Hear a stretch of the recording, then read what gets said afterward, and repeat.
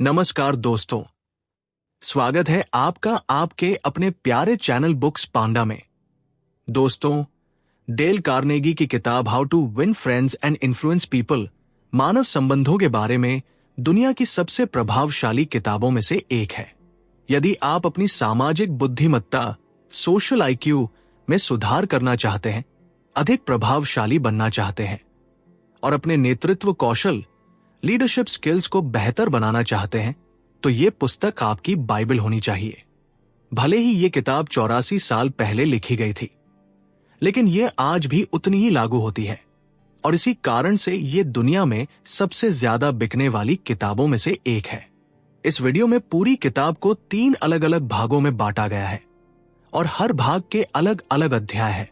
Video देखने के बाद आप कह सकते हैं कि आपने ये किताब पूरी पढ़ ली है, क्योंकि इसमें हर एक अध्याय और हर महत्वपूर्ण जानकारी शामिल है।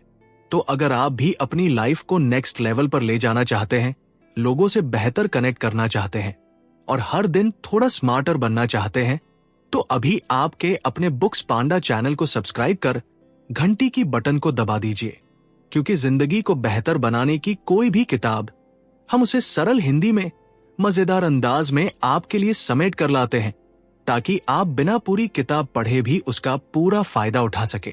तो दोस्तों, चलो शुरू करते हैं आज की किताब की रोमांचक यात्रा। भाग 1, लोगों को संभालने की मूलभूत तकनीकें, fundamental techniques in handling people.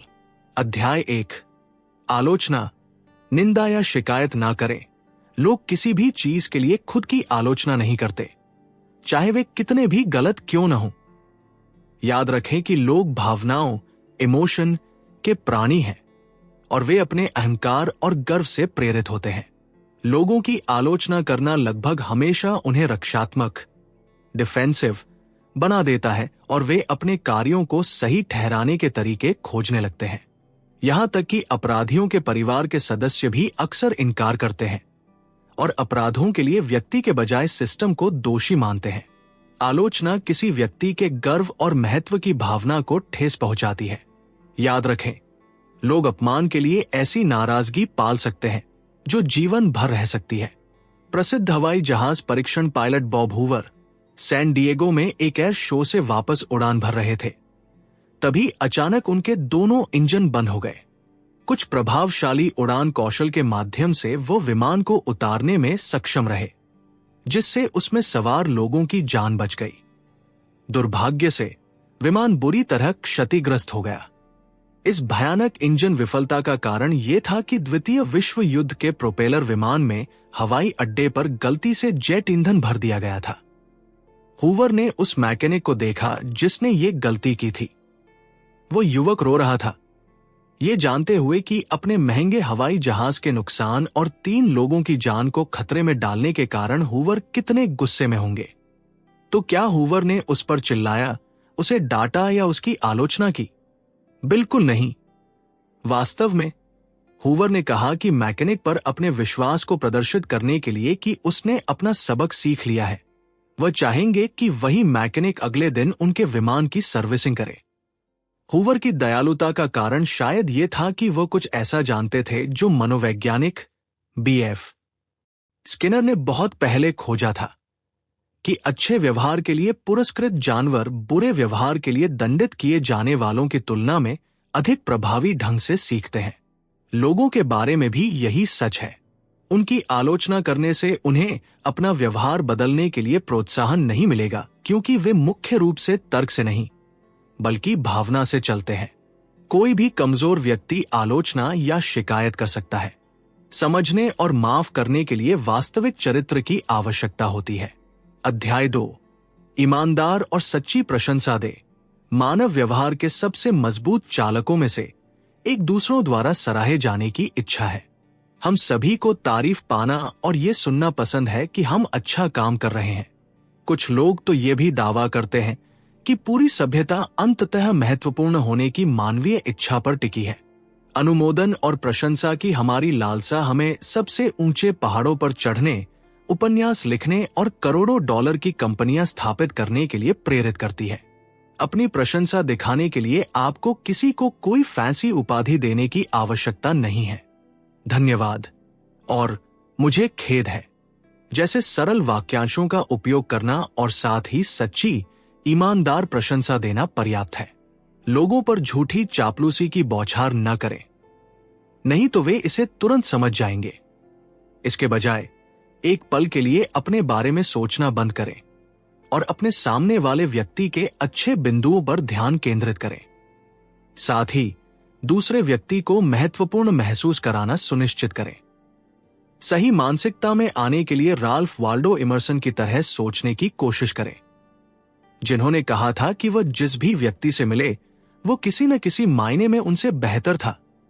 इसलिए दूसरे लोगों से सीखने और सराहना करने के लिए हमेशा कुछ न कुछ होता था। या गोल्डन रूल, सुनहरे नियम के बारे में सोचें। दूसरों के साथ वैसा ही व्यवहार करें जैसा आप चाहते हैं कि दूसरे आपके साथ करें। तो अगली बार जब आप किसी थके हुए, उबे हुए, कम सराहे गए कर्मचारी को कहीं देखें तो थोड़ी प्रशंसा के साथ उनका दिन रोशन करने की कोशिश करें। दिन के दौरान प्रशंसा की छोटी छोटी चिंगारियां छोड़ें। आप ये देखकर आश्चर्यचकित रह जाएंगे कि जब लोगों की पहचान की भूख मिटती है तो वे कितनी सकारात्मक प्रतिक्रिया देते हैं। आप जल्द ही ऐसे व्यक्ति बन जाएंगे जिसे दूसरे पसंद करते हैं और जिसके साथ काम करना पसंद करते हैं। और सबसे अच्छी बात यह है कि आप अपने आसपास के लोगों के जीवन पर सकारात्मक प्रभाव डालेंगे। अध्याय 3, दूसरे व्यक्ति की रुचि को जगाएं।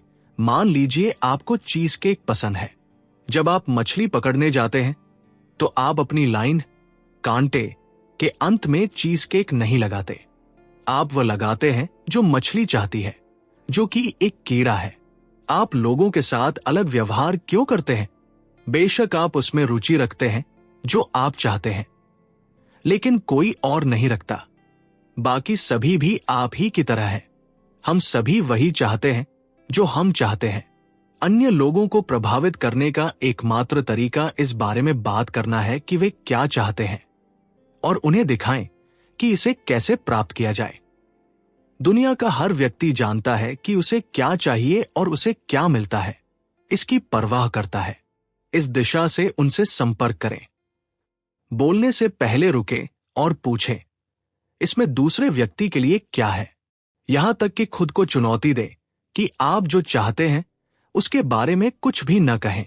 दूसरे लोगों को लगातार दिखाएं कि आप उनकी मदद करना चाहते हैं। दुनिया स्वार्थी लोगों से भरी है, इसलिए वह दुर्लभ व्यक्ति जो निस्वार्थ भाव से दूसरों की सेवा करता है उसे बहुत बड़ा लाभ मिलता है। एंड्रयू कार्नेगी की एक भाभी थी जिनके बच्चे कभी भी पत्रों का जवाब नहीं देते थे। उन्होंने किसी से शर्त लगाई कि वह बिना मांगे जवाब पा सकते हैं। उन्होंने अंत में ये उल्लेख करते हुए पत्र लिखे कि वह $5 का नोट भेज रहे हैं, लेकिन उसे लिफाफे में डालना छोड़ दिया। निश्चित रूप से उन्होंने जवाब दिया, पत्र लिखने के लिए उन्हें धन्यवाद दिया और पूछा कि पैसे कहाँ हैं। भाग 2, लोगों को अपना बनाने के 6 तरीके, 6 ways to make people like you। अध्याय 1, दूसरे लोगों में वास्तव में रुचि लें। दूसरे लोगों में रुचि दिखाने से उन्हें महत्वपूर्ण महसूस होता है। हम सभी उन लोगों को पसंद करते हैं जो हमारी प्रशंसा करते हैं। लोग आप में या मुझ में रुचि नहीं रखते हैं। वे अपने पूरे जीवन में हर दिन केवल खुद में रुचि रखते हैं। जब आप एक समूह फोटो देखते हैं तो आप सबसे पहले किसका चेहरा देखते हैं? याद रखें, लोगों को अपने में रुचि दिलाने की कोशिश करने की तुलना में आप उनमें रुचि लेकर बहुत आसानी से दोस्त बना सकते हैं। लोगों से उनकी पृष्ठभूमि और उनके लक्ष्यों के बारे में पूछें। लोगों को हो रही समस्याओं को याद रखें और जब आपको कोई समाधान मिले तो उसे उस व्यक्ति के साथ साझा करें। अपने स्तर से नीचे के लोगों से बात करने के लिए अपने रास्ते से हटकर जाएं। कर्मचारी जो आपको रिपोर्ट नहीं करते हैं, सेवा करने वाले लोग आदि। अपने स्तर से ऊपर के लोगों के लिए उनमें, उनके काम और उनकी सलाह में वास्तविक रुचि व्यक्त करें। जब वे अपनी सफलता के रहस्य बता सकते हैं तो वे महत्वपूर्ण महसूस करते हैं। अध्याय 2, मुस्कुराइए। एक मुस्कान कहती है, मैं तुम्हें पसंद करता हूं, तुम मुझे खुश करते हो, मुझे तुम्हें देखकर खुशी हुई। ये सद्भावना का संदेश है। एक बार विलियम बी स्टीनहार्ट नाम के न्यूयॉर्क के एक स्टॉक ब्रोकर ने लेखक की सलाह पर कुछ नया आजमाने का फैसला किया। पहले वह एक कुख्यात क्रोधी व्यक्ति थे जो अपने व्यक्तिगत या व्यावसायिक जीवन में शायद ही कभी मुस्कुराते थे। स्टीनहार्ट ने दर्पण में खुद को एक पैप टॉक देकर बस अधिक मुस्कुराने के लिए प्रतिबद्ध किया। जिस सुबह उनका प्रयोग शुरू हुआ, उन्होंने अपनी पत्नी का मुस्कान के साथ स्वागत करके दिन की शुरुआत की। फिर अपनी इमारत के दरबान को देखकर मुस्कुराए, फिर सबवे बूथ पर कैशियर को, फिर ट्रेडिंग फ्लोर पर व्यापारियों को और कार्यालय में अपने सहयोगियों को देखकर मुस्कुराए। परिणाम, लोग वापस मुस्कुराने लगे। घर पर स्टीनहार्ट ने कहा कि प्रयोग के पहले 2 महीनों में पिछले पूरे साल की तुलना में अधिक खुशी थी। इतना ही नहीं, उन्होंने पाया कि काम पर शिकायतों और चिंताओं से निपटना आसान हो गया था, जिससे उन्हें पहले की तुलना में अधिक राजस्व कमाई प्राप्त हुआ। संक्षेप में, वह एक अमीर, खुशहाल आदमी थे। जैसा कि कहानी से पता चलता है, एक मुस्कान बहुत दूर तक जा सकती है। यदि कोई जिससे हम अभी मिले हैं हमें देखकर मुस्कुराता है, तो हम स्वचालित रूप से उन्हें पसंद करने लगते हैं। उदाहरण के लिए, एक बच्चे की मुस्कान हमें तुरंत अंदर से गर्मजोशी और अच्छा महसूस कराती है, जैसे कि हमें देखकर खुशी से पूंछ हिलाते हुए कुत्ते को देखना। इसलिए यदि आप किसी के लिए खुद को तुरंत पसंद करने योग्य बनाना चाहते हैं, तो उन्हें दिखाएं कि आप उन्हें देखकर खुश हैं, मुस्कुराकर। जब वे देखेंगे कि आप उनसे मिलकर कितने खुश हैं, तो वे भी आपको देखकर खुश हुए बिना नहीं रह पाएंगे। अध्याय 3। याद रखें कि किसी व्यक्ति का नाम उस व्यक्ति के लिए किसी भी भाषा में सबसे मधुर और सबसे महत्वपूर्ण ध्वनि है। नाम एक व्यक्ति की पहचान है। यह उसे अन्य सभी के बीच अद्वितीय बनाता है। यह वह सिद्धांत है जिसे मैंने पहले हमेशा नजरअंदाज किया, और जब भी मैं किसी नए व्यक्ति से मिलता था, मैं उसका नाम सुनता था और 5 सेकंड के बाद भूल जाता था। और बाद में जब मुझे उसके नाम की आवश्यकता होती थी, तो मैं हमेशा ये कहकर माफी मांगता था, मुझे बहुत खेद है, मैं नामों के साथ बहुत बुरा हूं। क्या आप कृपया अपना नाम फिर से दोहरा सकते हैं? किताब पढ़ने के बाद मैंने देखा कि ये एक बहुत बड़ी गलती थी। जब आप किसी दूसरे व्यक्ति का नाम याद रखते हैं, तो ये दर्शाता है कि जब आप बात कर रहे थे तो आपने वास्तव में सुना और परवाह की। नामों का उपयोग बाधा को कम करता है और दूसरे लोगों को आपके अधिक करीब महसूस कराता है। आजकल जब मैं किसी से मिलता हूं, तो मैं वास्तव में पहले कुछ सेकंड पर ध्यान देता हूं जब वे अपने नाम का उल्लेख करते हैं, और केवल आपसे मिलकर अच्छा लगा कहने के बजाय मैं हमेशा कहता हूं, आपसे मिलकर अच्छा लगा, टॉम।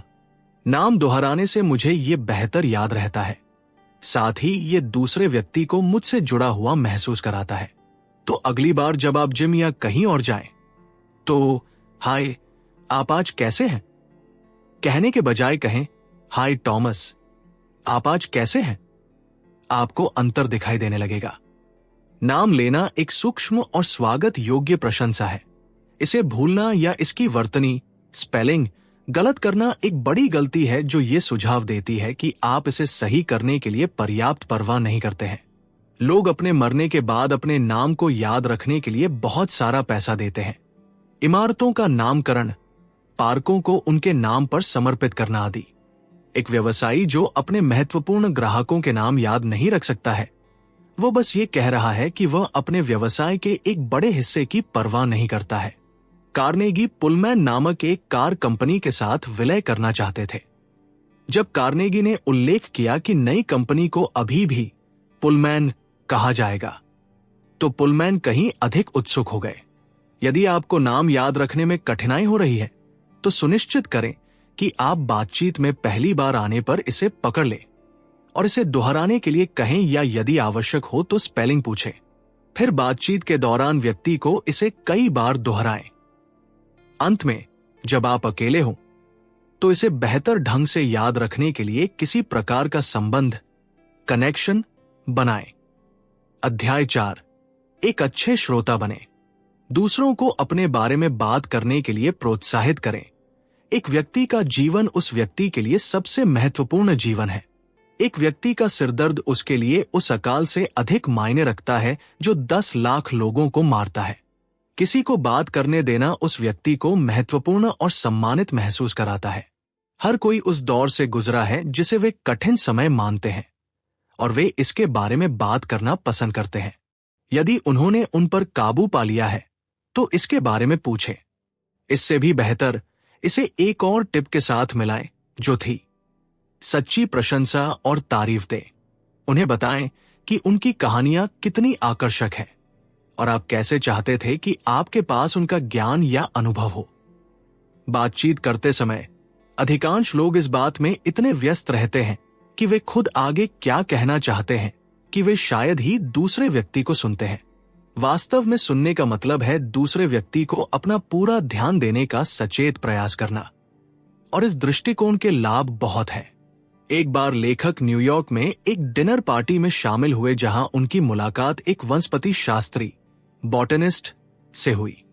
पहले कभी किसी से नहीं मिलने के कारण लेखक ने विदेशी पौधों और प्रयोगों के विवरण से रोमांचित होकर उन्हें घंटों सुना।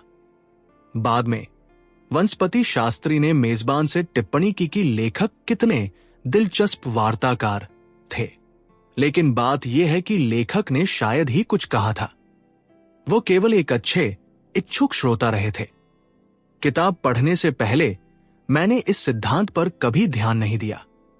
जब भी मैं किसी से बात कर रहा होता था तो मैं हमेशा उस व्यक्ति के बात खत्म करने का इंतजार कर रहा होता था ताकि मैं विषय को अपनी रुचि के क्षेत्रों में बदल सकूं। अध्याय 5। दूसरे व्यक्ति को अधिक बात करने दे। जो कोई आपसे असहमत है वो आपकी बात पर ध्यान नहीं देगा जब तक कि वे अपनी अभिव्यक्ति के लिए रो रहे हैं। इसलिए उन्हें अपने विचारों को पूरी तरह से व्यक्त करने के लिए प्रोत्साहित करें। मुझे यकीन है कि आपने ऐसी बहसें देखी होंगी जहां कोई भी व्यक्ति दूसरे को नहीं सुन रहा था क्योंकि उन्हें लगा कि उनकी बातों को दूसरे पक्ष द्वारा स्वीकार नहीं किया जा रहा है। इसलिए हमेशा व्यक्ति को बीच में रोकने, इंटरप्ट के प्रलोभन का विरोध करें। हर बार जब आप ऐसा करते हैं तो यह महंगा पड़ता है। कल्पना कीजिए कि एक खाली बोतल है जो व्यक्ति के बात करने पर भर जाती है। जब वह बोतल भर लेती है तो वह नए विचारों के प्रति अधिक ग्रहणशील हो जाती है। बोतल भरने से पहले वो अनसुना महसूस करती है। हर बार जब आप बीच में टोकते हैं तो आप बोतल खाली कर देते हैं और उसे फिर से शुरू करना पड़ता है। अध्याय 6। ईमानदारी से चीजों को दूसरे व्यक्ति के नजरिए से देखने की कोशिश करें। यदि आप अपने साथी के समान शरीर में पैदा हुए होते, उसके अनुभव होते और दुनिया को उसी लेंस से देखते तो आप परिभाषा के अनुसार समान निष्कर्ष पर पहुंचते। दूसरे व्यक्ति के विचारों और भावनाओं को अपने जितना ही महत्वपूर्ण समझें। किसी दूसरे व्यक्ति के शरीर से बाहर देखने की कल्पना करें। इस रवैये को अपनाना वास्तव में उत्पादक है। यह आपको अपने साथी के हितों को खोजने और उसके हितों को आकर्षित करने के लिए अपने तर्क को स्पष्ट करने में मदद करेगा। उदाहरण के लिए, खुद को इंटरव्यू लेने वाले की जगह पर रखें। क्या आपको लगता है कि वह इंटरव्यू प्रक्रिया और दर्जनों लोगों से बात करने का आनंद लेती है? वो यह भी उम्मीद करती है कि जो अगला व्यक्ति अंदर आएगा वो सही फिट होगा। वो भी इंटरव्यू खत्म करना चाहती है। अपना दृष्टिकोण बदलें। इंटरव्यू को अपनी समस्या को हल करने के लिए एक बैठक के रूप में देखने के बजाय इसे दूसरे पक्ष की समस्या को हल करने के लिए एक बैठक के रूप में देखें। यदि आप उनकी समस्याओं पर ध्यान केंद्रित करते हैं और बताते हैं कि आप उन्हें कैसे हल करेंगे, तो आपकी समस्या भी हल हो जाएगी। अध्याय 7। दूसरे व्यक्ति के विचारों और इच्छाओं के प्रति सहानुभूति रखें। कोई भी परेशान व्यक्ति अपने गुस्से में पूरी तरह से सही महसूस करता है, चाहे आप कुछ भी मानते हो। क्या आपको लगता है कि जब आप गुस्से में होते हैं तो आप खुद से कहते हैं, मुझे पता है कि मैं तर्कहीन हो रहा हूं और मेरे गुस्से का कोई मतलब नहीं है, लेकिन मैं फिर भी गुस्सा होऊंगा? लोग सहानुभूति के भूखे हैं।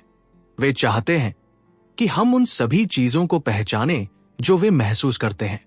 यदि हम दूसरों के साथ सहानुभूति रख सकते हैं तो वे हमारे पक्ष की भी सराहना करेंगे और अक्सर हमारी सोच के तरीके पर आ जाएंगे। अध्याय 8। उन प्रश्नों से शुरुआत करें जिनका उत्तर दूसरा व्यक्ति हाँ मैं देगा हर बार जब कोई नहीं कहता है, तो वह रक्षात्मकता और निरंतरता पूर्वाग्रह कंसिस्टेंसी बायस में फंस जाता है। इसलिए उन क्षेत्रों के बारे में बात करके शुरुआत न करें जिनमें आप अलग हैं। उस बात से शुरू करें जिस पर आप सहमत हैं।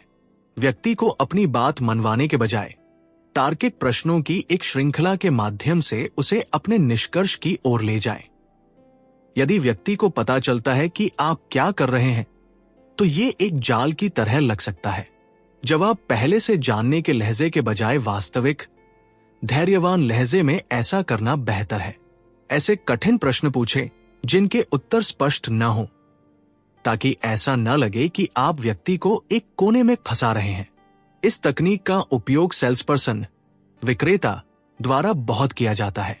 उदाहरण के लिए कल्पना करें कि मैं आपको अपनी पुस्तक का सारांश बेचना चाहता हूं और मैं कहूंगा, आप एक ऐसे व्यक्ति लगते हैं जो पढ़ना पसंद करते हैं, क्या मैं सही हूं?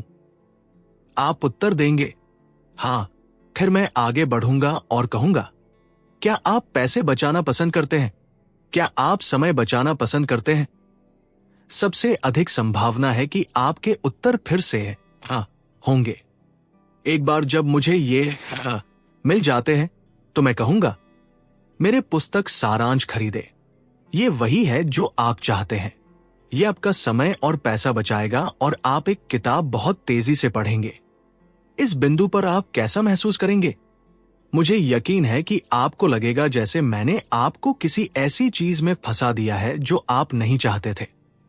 भले ही आपको मेरा उत्पाद पसंद आया हो, आप शायद मेरे दृष्टिकोण से दूर हो जाएंगे और संभवतः चले जाएंगे। अध्याय 9। दूसरे व्यक्ति को यह महसूस करने दे कि विचार उसका है। लोग दूसरे लोगों के विचारों की तुलना में अपने विचारों को बेहतर पसंद करते हैं। अपने स्वयं के विचारों के साथ आने से उन्हें स्मार्ट और महत्वपूर्ण महसूस होता है। किसी और के बजाय अपने विचारों को क्रियान्वित करने से उन्हें नियंत्रण का एहसास होता है। उदाहरण के लिए, एक बार मैं एक काफी सख्त व्यक्ति के साथ बातचीत कर रहा था जो समझौता करना पसंद नहीं करता था। कुछ समय बाद मैंने देखा कि एक समझौते पर पहुंचना बहुत मुश्किल होगा। इसलिए मैंने इस रणनीति को लागू करने का फैसला किया और कहा, आप इस विषय के बारे में मुझसे अधिक जानते हैं। आप इस पर दुनिया के विशेषज्ञ हैं, इसलिए मैं आपकी राय सुनना चाहता हूं। हम एक समझौते पर कैसे पहुंच सकते हैं? वो व्यक्ति एक पल के लिए रुका और फिर मुझे सलाह और विकल्प देने लगा। उसका दृष्टिकोण एक प्रतिद्वंद्वी से एक मेंटर, गुरु में बदल गया।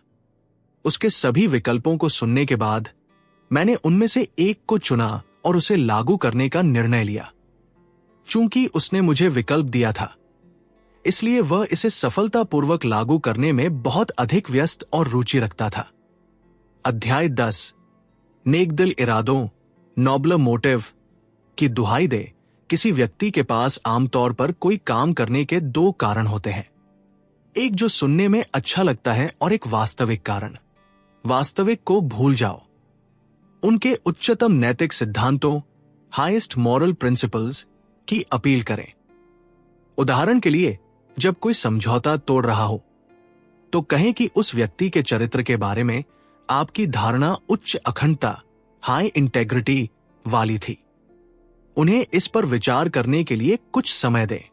यदि वे वापस आते हैं और जारी रखना चाहते हैं, तो आप इसे बिना किसी हिचकिचाहट के स्वीकार करेंगे और स्वीकार करेंगे कि चरित्र के बारे में आपका निर्णय गलत था। लेकिन आप अभी भी व्यक्तिगत रूप से मानते हैं कि वे अपनी बात के पक्के हैं और समझौता नहीं तोड़ेंगे। हम इंसान उन नेकदिल इरादों को खोना नहीं चाहते जो हम दिखाते हैं। अध्याय 11। अपने विचारों को नाटकीय बनाएं। ध्यान, अटेंशन पहले से कहीं ज्यादा दुर्लभ है। इसे नौटंकी किए बिना पकड़ने के तरीके खोजें। केवल एक सच्चाई को बता देना ही काफी नहीं है। सत्य को ज्वलंत, रोचक और नाटकीय बनाना होगा। दाव को स्पष्ट रूप से दर्शाने का एक तरीका खोजें। एक कैश रजिस्टर सेल्समैन ने एक धीमी गति से चलने वाली चेकआउट लाइन देखी।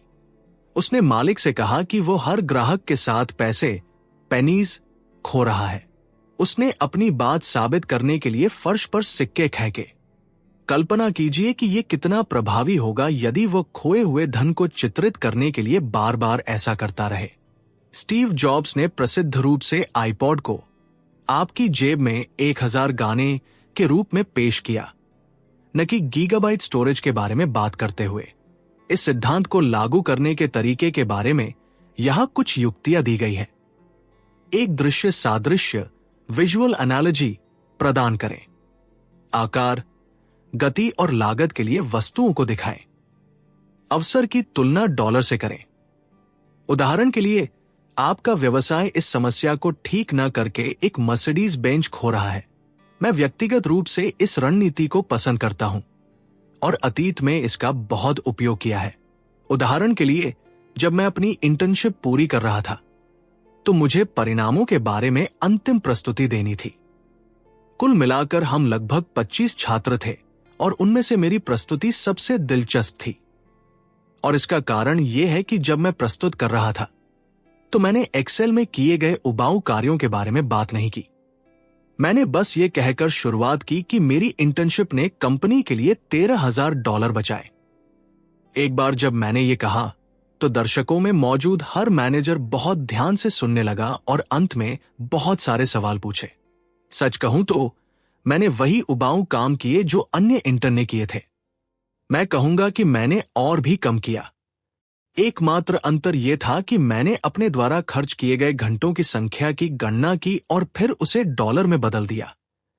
चूंकि ये एक अवैतनिक अनपेड इंटर्नशिप थी, इसलिए मैं आसानी से कह सकता था कि मैंने पैसे बचाए, क्योंकि अगर कोई वेतनभोगी कर्मचारी वही काम करता तो कंपनी को वेतन देना पड़ता।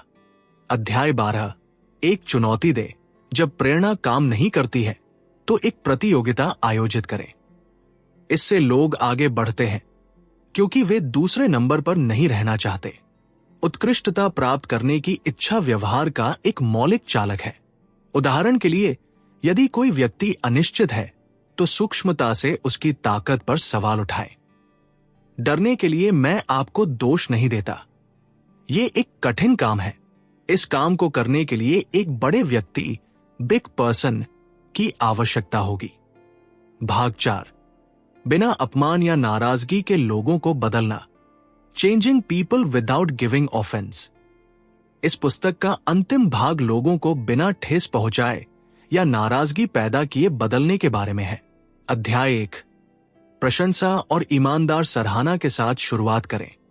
हमारे अच्छे बिंदुओं के बारे में प्रशंसा सुनने के बाद अप्रिय बातें सुनना हमेशा आसान होता है। बिना प्रशंसा के यह पूरी तरह से आलोचनात्मक लगता है। जब आप प्रशंसा दे रहे हो तो औपचारिक, फॉर्मल होने से बचें। कॉर्पोरेट दुनिया में यह काफी सामान्य है, जहां आप कुछ औपचारिक प्रशंसा सुन सकते हैं और फिर एक बड़ा आलोचनात्मक बिंदु और अंत में फिर से एक छोटी प्रशंसा। इसके बजाय हमेशा सामान्यताओं के बजाय विशिष्ट वस्तुओं के बारे में ईमानदार और विशिष्ट प्रशंसा देने का प्रयास करें। यह तब और भी प्रभावी होता है जब व्यक्ति को पता होता है कि आप काम से परेशान हैं और शिकायत करने आए हैं। इस स्थिति में यदि आप सच्ची सराहना देते हैं तो ये एक बड़ा आश्चर्य होगा और व्यक्ति को आपकी प्रतिक्रिया, फीडबैक के प्रति ग्रहणशील बना देगा। अध्याय 2, लोगों की गलतियों की ओर अप्रत्यक्ष रूप से ध्यान आकर्षित करें। सीधे हमले से बचें। लोग आम तौर पर जानते हैं कि उन्होंने क्या गलत किया है। स्पष्ट ध्यान आकर्षित करना प्रतिरोध पैदा करता है। यहां 2 युक्तियां हैं। सबसे पहले, अपनी सच्ची प्रशंसा के बाद लेकिन, बट शब्द का नहीं बल्कि और एंड का प्रयोग करें। शायद आपने सुना होगा कि लेकिन से पहले जो कुछ भी आता है वो मायने नहीं रखता। तुलना करने के लिए यहां आपके लिए 2 उदाहरण दिए गए हैं। पहला, आपने कड़ी मेहनत करते हुए बहुत अच्छा काम किया है, लेकिन आप इन लापरवाह गलतियों को रोक सकते थे। बनाम, आपने कड़ी मेहनत करते हुए बहुत अच्छा काम किया है और यदि आप अगली बार चेकलिस्ट बनाने पर ध्यान केंद्रित करते हैं तो आप अपनी सटीकता दर में सुधार करेंगे। अंतिम दृष्टिकोण विफलता की नकारात्मक भावना से बचाता है। दूसरी रणनीति, यदि कोई कार्य बिगड़ रहा है तो उसे स्वयं करें, फिर उस व्यक्ति को काम दिखाएं। उदाहरण के लिए जॉन वानामेकर ने देखा कि सेल्स काउंटर पर एक ग्राहक को अनदेखा किया जा रहा था जबकि सेल्स पर्सन कोने में बातें कर रहे थे। उसने खुद उस महिला की सेवा की, फिर खरीद को लपेटने रैप के लिए सेल्स पर्सन को सौंप दिया। अध्याय 3, दूसरे व्यक्ति की आलोचना करने से पहले अपनी गलतियों के बारे में बात करें। अपनी गलतियों को स्वीकार करना यह दर्शाता है कि आप मानते हैं कि कार्य कठिन है और व्यक्ति की गलतियां समझ में आती हैं। यह परोक्ष रूप से व्यक्ति को आपके स्तर तक उठने के लिए प्रोत्साहित करता है। कार्नेगी कहते हैं कि यदि आप लोगों को अपनी सोच के तरीके में बदलना चाहते हैं तो दूसरे व्यक्ति की आलोचना करने से पहले हमेशा अपनी गलतियों के बारे में बात करें। कभी मत कहो तुम गलत काम कर रहे थे या तुम्हें ऐसा नहीं करना चाहिए। यह केवल दूसरे व्यक्ति को रक्षात्मक मोड में धकेल देगा और वो हर संभव स्पष्टीकरण के साथ खुद को सही साबित करने की कोशिश करेगा। इसके बजाय पहले अपनी गलतियों के बारे में बात करें। उन्हें बताएं कि जब आप उनकी जगह थे तो आपको कैसा लगा और आप कितने गलत थे। उदाहरण के लिए मैं कई साल पहले जिस कंपनी के लिए काम करता था उसके इंटर्नशिप प्रोग्राम के लिए छात्रों को काम पर रखता था। साक्षात्कार प्रक्रिया के दौरान मैं देख सकता था कि तनाव और टेंशन के कारण कई छात्र वास्तव में खुद को व्यक्त नहीं कर पाते थे। मुझे यकीन है कि आप उस भावना से परिचित हैं। जैसे ही आप साक्षात्कार कक्ष में प्रवेश करते हैं, आपका आईक्यू स्तर गिरकर 20 हो जाता है और आप साधारण सवालों के जवाब भी नहीं दे पाते।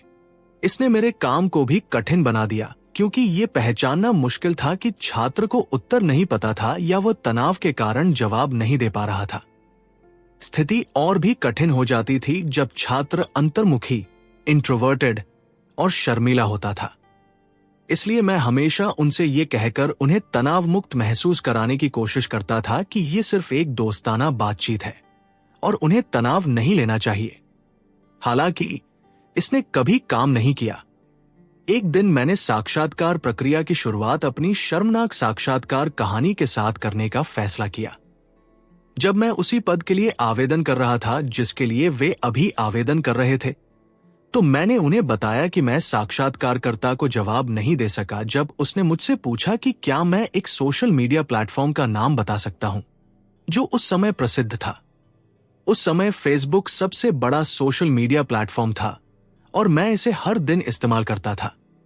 हालांकि मैं इतने सरल प्रश्न का उत्तर नहीं दे सका।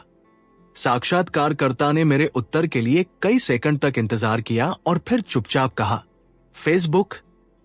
आज भी मैं समझ नहीं पा रहा हूं कि मैं इतने सरल प्रश्न का उत्तर क्यों नहीं दे सका।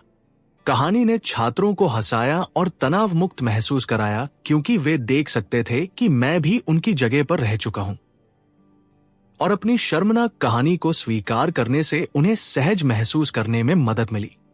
इसने दिखाया कि हम सभी इंसान हैं और हम सभी इस प्रकार की तनावपूर्ण स्थिति में गलतियां करते हैं। अध्याय 4, आदेश देने के बजाय प्रश्न पूछें। प्रश्न पूछने के बहुत सारे लाभ हैं। सबसे पहले यह आपके साथी को स्वतंत्र रूप से अपने निष्कर्ष पर आने की अनुमति देता है। लोग अपने विचारों को पसंद करते हैं। दूसरा, यह व्यक्ति को नियंत्रण देता है और उसे महत्वपूर्ण महसूस कराता है। किसी और के आदेशों का पालन करने के बजाय व्यक्ति अब अपने स्वयं के आदेशों का पालन कर रहा है। तीसरा, यह आपके साथी की रचनात्मकता को उत्तेजित करता है। वास्तव में नए बेहतर विचार सामने आ सकते हैं। यहां कुछ प्रश्न दिए गए हैं जिनका आप उपयोग कर सकते हैं। क्या आपको लगता है कि यह काम करेगा? आप इस बारे में क्या सोचते हैं? क्या हम इसे करने के अलग अलग तरीकों के बारे में सोच सकते हैं? अध्याय 5, व्यक्ति को अपनी इज्जत बचाने सेफ फेस दे। लोग महत्व चाहते हैं। यदि आप इस महत्व को कुचल देते हैं तो व्यक्ति आपसे नाराज होगा और बाद में उसे प्रभावित करना अधिक कठिन हो जाएगा। उन्हें अपना गौरव बनाए रखने दें। पुस्तक इसे करने के किसी सामान्य तरीके पर स्पष्ट निर्देश नहीं देती है, लेकिन ये व्यक्ति के गौरव और वे किस चीज की परवाह करते हैं इसे संरक्षित करने के इर्द गिर्द केंद्रित है। उदाहरण के लिए, जब एक कर्मचारी ने गलती की तो उसने गलती के लिए माफी मांगी और कहा कि वो अगली बैठक से पहले नई रिपोर्ट तैयार कर लेगी। उसकी लापरवाही की आलोचना करने के बजाय प्रबंधक ने उसके काम के लिए उसे धन्यवाद दिया। कहा कि ये किसी नए प्रोजेक्ट के लिए कोई असामान्य गलती नहीं थी। उस पर अपना विश्वास व्यक्त किया और कहा कि वह जानता है कि उसने अपना सर्वश्रेष्ठ प्रदर्शन किया है। अध्याय 6। हर छोटे से छोटे सुधार की प्रशंसा करें। हर सुधार की प्रशंसा करना दूसरे व्यक्ति को सुधार जारी रखने के लिए प्रेरित करता है। फिर से ध्यान रखें कि लोग भोजन की तरह महत्व, इंपॉर्टेंस के लिए तरसते हैं और उन्हें थोड़ी सी प्रशंसा देने से वे और अधिक के लिए भूख महसूस करते हैं। मैं व्यक्तिगत रूप से इस रणनीति की शक्ति में विश्वास करता हूं, क्योंकि मैंने देखा है कि ये मेरे अपने अनुभव में कैसे काम करता है। इसने मुझे एक शर्मीले, गैर संचारी, नॉन कम्युनिकेटिव व्यक्ति से एक टीम लीडर में बदल दिया, जिसने 25 लोगों को प्रबंधित किया और सैकड़ों लोगों के सामने प्रस्तुतियां दी। यदि आप इस रणनीति को लागू करने जा रहे हैं तो कृपया विशिष्ट प्रशंसा दें। सामान्य चापलूसी वाली टिप्पणियों के बजाय एक विशिष्ट उपलब्धि को चुनें। यह आपकी प्रशंसा को अधिक ईमानदार बनाता है। मुझे याद है जब मैंने अपनी दूसरी नौकरी शुरू की थी तो कार्यालय में मेरे कई सहयोगियों ने मुझे एक कर्मचारी के साथ बहुत सावधान रहने की चेतावनी दी थी। उन्होंने मुझे बताया कि वो काफी आलसी था। उसने ईमेल का बहुत देर से जवाब दिया और उसके काम की गुणवत्ता अच्छी नहीं थी। मेरे कई सहयोगियों ने उसके मैनेजर से शिकायत भी की थी, लेकिन इससे बहुत कुछ नहीं बदला।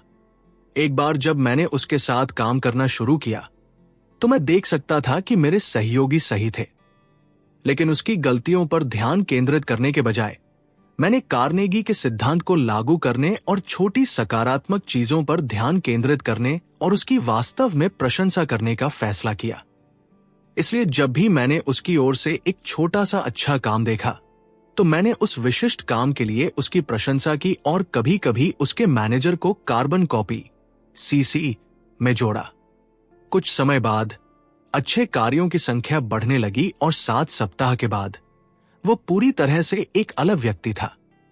वो अपने संचार में बहुत सक्रिय और मिलनसार बन गया और ये केवल मेरे प्रति नहीं था, ये दूसरों के प्रति भी था। उसने मुझे फेसबुक पर एक दोस्त के रूप में भी जोड़ा, जो मेरे किसी भी सहयोगी के साथ पहले कभी नहीं हुआ था। अध्याय 7। व्यक्ति को बनाए रखने के लिए एक अच्छी प्रतिष्ठा, रेप्यूटेशन दे। यदि आप किसी व्यक्ति के बारे में कुछ सुधारना चाहते हैं तो ऐसा व्यवहार करें जैसे कि वो गुण पहले से ही उसकी उत्कृष्ट विशेषताओं में से एक हो।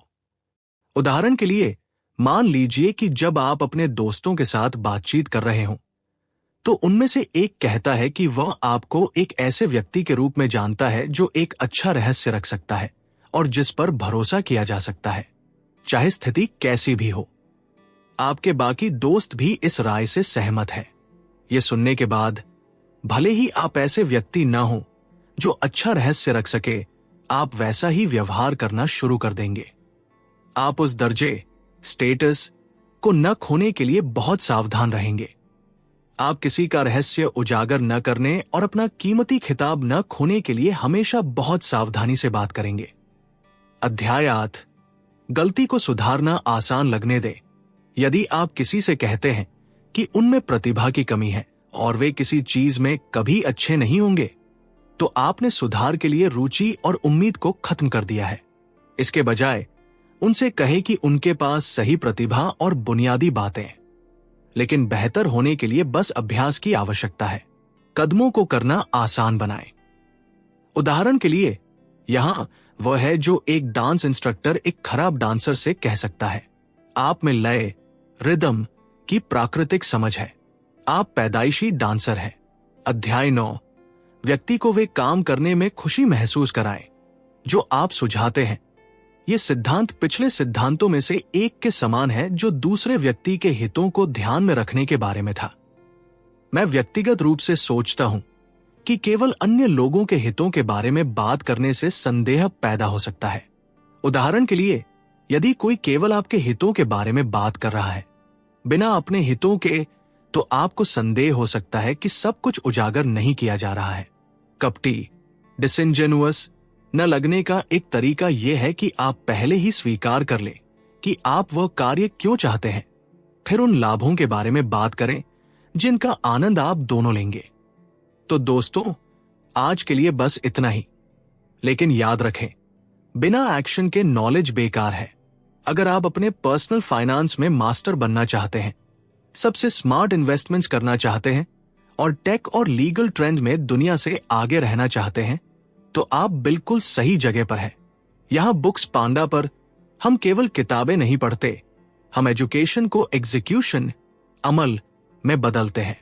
यदि आपको यह मददगार लगा तो कृपया एक लाइक छोड़ें और चैनल बुक्स पांडा को सब्सक्राइब करें। यह मुझे आपके लिए हर हफ्ते वीडियो पोस्ट करने के लिए प्रेरित करता है। देखने के लिए धन्यवाद और आपका दिन शुभ हो।